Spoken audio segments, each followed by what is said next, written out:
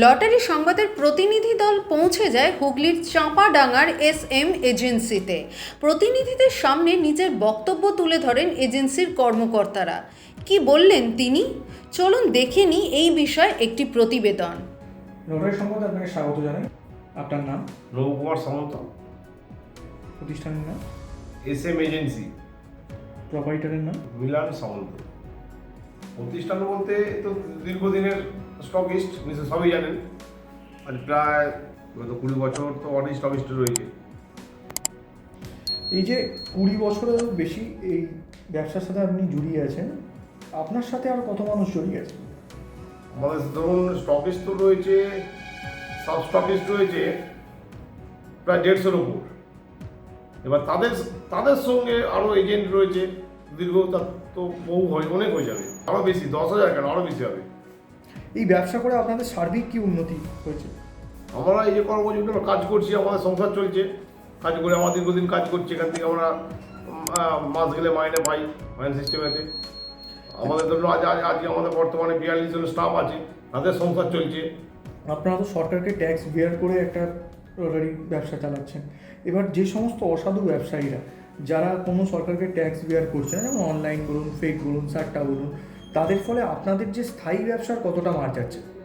আমাদের তো এতে তো প্রচুর প্রবলেম হচ্ছে। এই যে ধরুন 2 নম্বর টিকিটগুলো ট্যাক্স দিচ্ছে না সরকার, সেই টিকিটগুলো বিক্রি হচ্ছে মার্কেটে, যার ফলে এতে প্রভাব পড়ছে। এর টিকিট মানুষও বিব্রত হচ্ছে। যাতে ওইগুলো বন্ধ করার ব্যবস্থা হয়, সরকার থেকে যদি করে তো খুব ভালো হয় ওটা।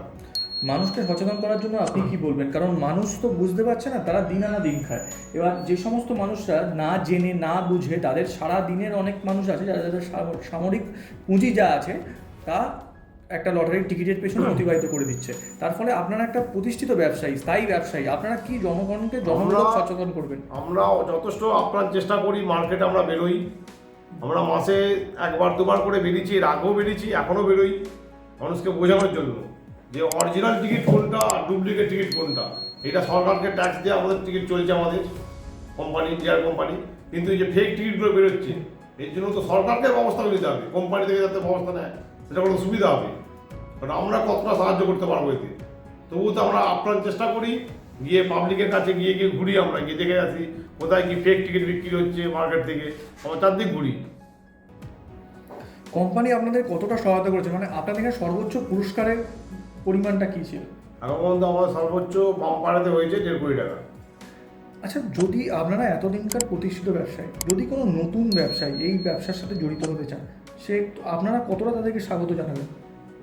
তাকে আমরা স্বাগত জানাই, যথেষ্ট মানে যত রকমভাবে হেল্প করার, সাহায্য করা, তাকে আমরা সাহায্য করি। নতুন বিজনেস কেউ করতে গেলে, হয়তো নতুন কেউ আসলো, ধরুন আপনি আসলেন নতুন, আপনি কিছু জানেন না, আপনাকে রীতিমতো বোঝানো হয় কীভাবে এই জিনিসটাকে কারবারটা চালু করতে হবে, কী পদ্ধতিতে গেলে আপনার লস হবে না। হ্যাঁ, আমরা সব রকমভাবে হেল্প করি। প্রয়োজনে আমাদের ছেলে পর্যন্ত দিয়ে দিই, তাদেরকে দিন 5 দিয়ে সেখানে তার কারবারটা রানিং করানোর জন্য আমরা ছেলে পাঠিয়ে দিই। প্রয়োজনে কোম্পানি তো দেয়, লোক দেয়, প্লাস আমাদের ছেলে দেওয়া থাকে, দিয়ে তাকে উন্নতি করার জন্য। আপনাদের আগের নেক্সট ভিশন কী আছে এই ব্যবসার মাধ্যমে? আমরা চেষ্টা করছি আপ্রাণভাবে যাতে আমরা ওয়েস্টবেঙ্গলের মধ্যে 1 নম্বর স্থান পেতে পারি। ব্যুরো রিপোর্ট, লটারি সংবাদ।